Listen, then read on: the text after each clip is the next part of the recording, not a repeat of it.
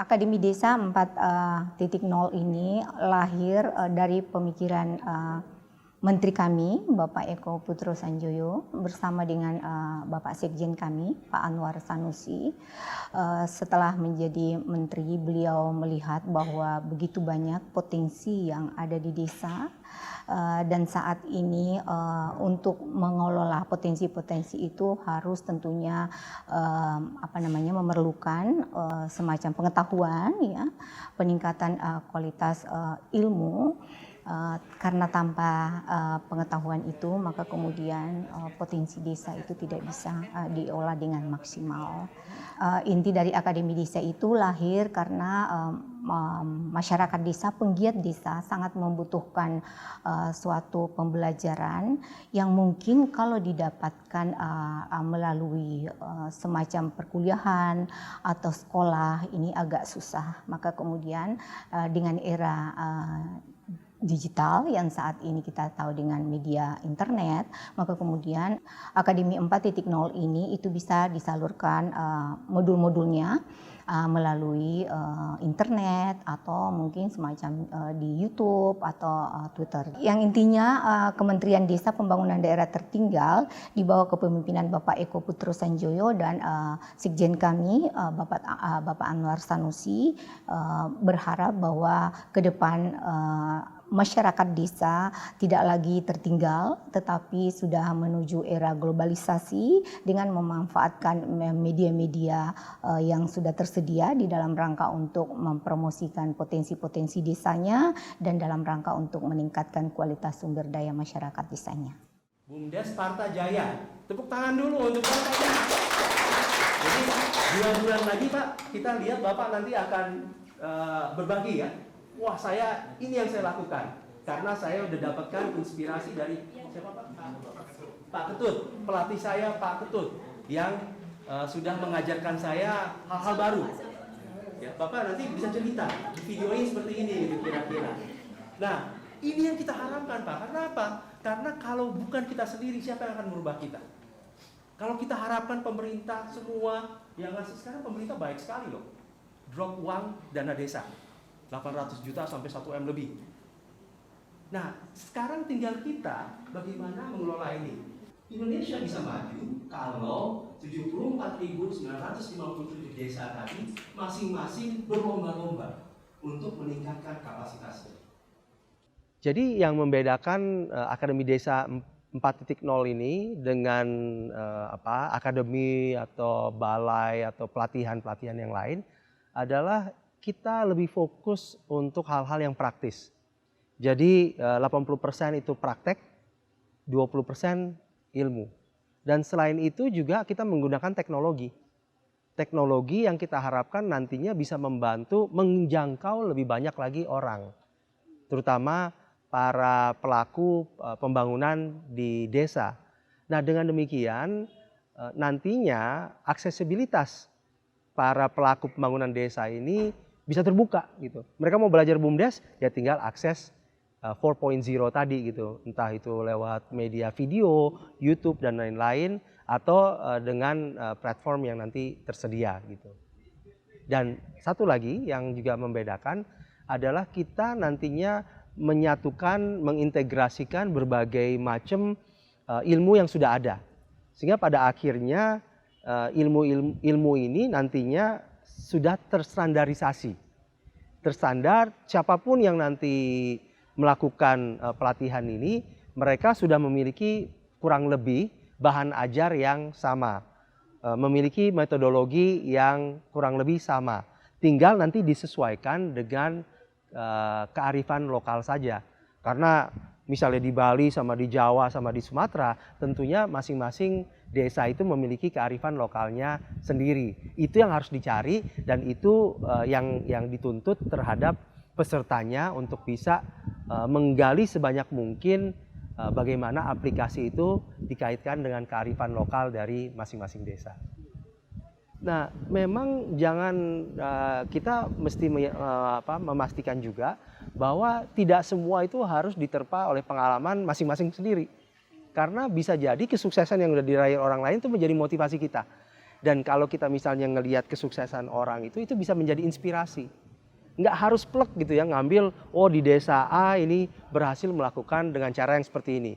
Kita nggak harus meniru 100%, tetapi cukup mengambil intisari dan juga inspirasi dari sana.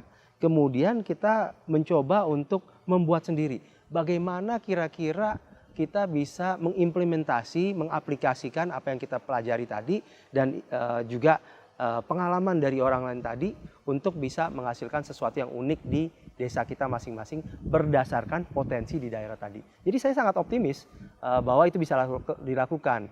Nah, dengan mengatakan itu, tapi kita tentunya perlu kerja keras.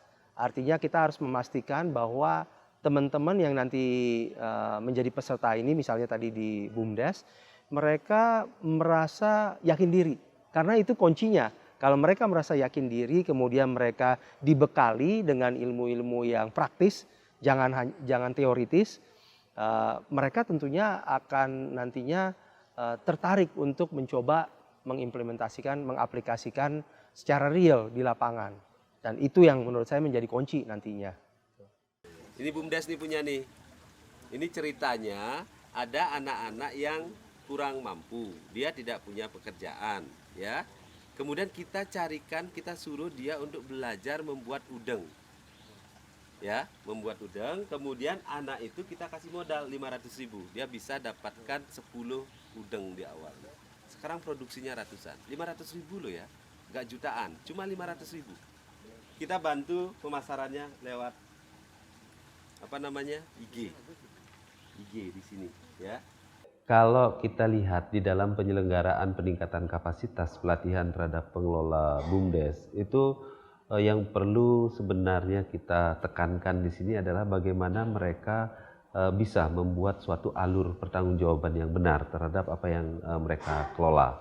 Kemudian yang kedua itu adalah bagaimana membangkitkan rasa memiliki dari si pengelola terhadap keberadaan BUMDes itu sendiri. Ya, itu adalah caranya dengan mengenali permasalahan-permasalahan mereka, mengenali potensi-potensi yang ada yang akan mereka kelola.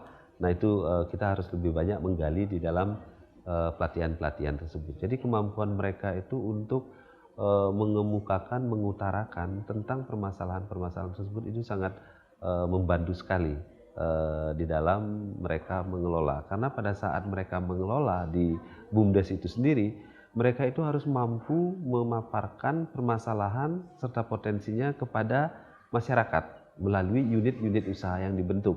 Nah, pada saat mereka itu di desa mulai mengelola unit usaha yang ada di BUMDes, mereka harus punya kemampuan hal tersebut. Ini permasalahan yang sering kita ketemui di BUMDes, pengelolanya itu tidak siap untuk hal itu.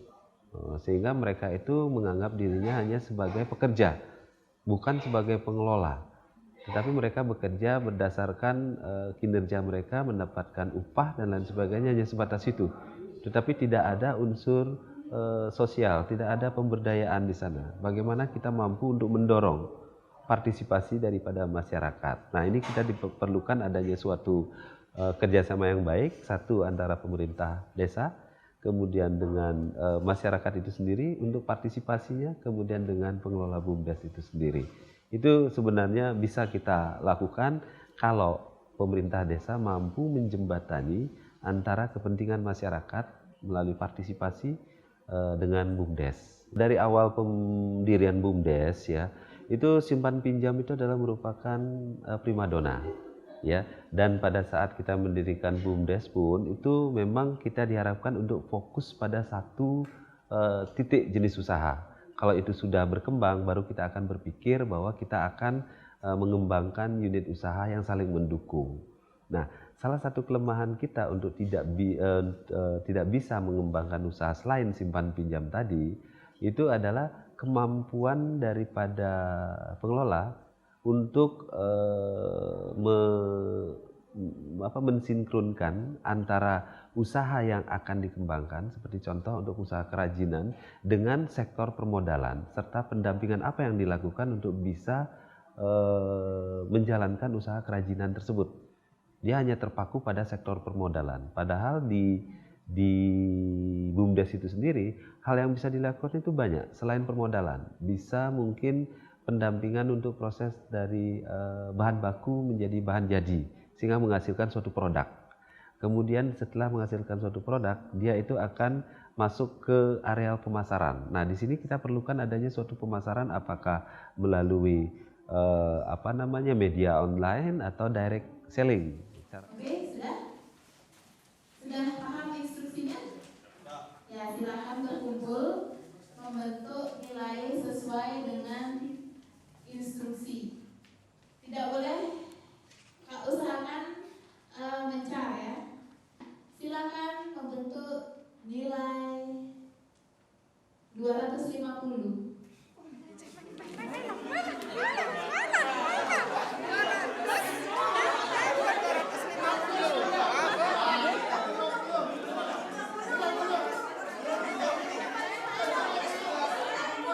Nama saya Iwayan Golek MK Putra dari BUMDes Pengeraguan, Kecamatan Pekutatan, Kabupaten Jemberana.